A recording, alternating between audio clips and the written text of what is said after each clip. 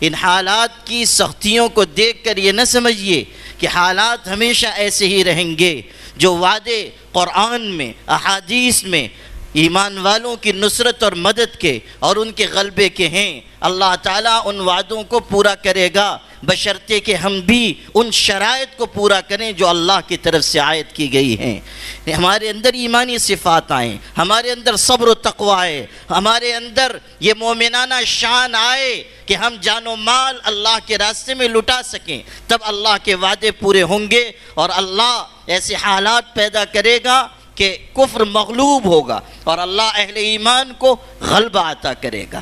میں آپ سے عرض کروں کہ یہ سلطنت عثمانیہ، خلافت عثمانیہ جو 1517 سے لے کر 1924 تک قائم رہی، 500 سال سے زائد مدت تک کے لیے ایک ایسی سلطنت قائم ہوئی کہ جس سلطنت کا مقابلہ دنیا میں کوئی سلطنت نہیں کر سکتی تھی۔ ایسی زبردست اور طاقتور حکومت کہ کوئی اس کے مقابلے میں آ نہیں سکتا تھا۔ اس حکومت کو قائم کرنے والے مٹھی بھر لوگ تھے، ان کے پاس نہ اسلحہ تھا، نہ ان کے پاس فوج تھی، نہ ان کے پاس طاقت و قوت تھی۔ ان کے پاس اگر قوت تھی تو ایمان کی، اور ان کے پاس اگر طاقت تھی تو توکل اور اعتماد علی اللہ کی۔ لوگوں نے ان سے کہا تھا کس بھروسے پر تم دشمنوں کے مقابلے میں نکلے ہو، تمہارے پاس تو کچھ نہیں ہے۔ انہوں نے کہا تھا کہ ان کانت قوتنا لا تکفیہم فایماننا یکفیہم، اگر ہماری طاقت ہمارے دشمنوں کے لیے ناکافی ہے تب ہمارا ایمان ان کے لیے بہت کافی ہے۔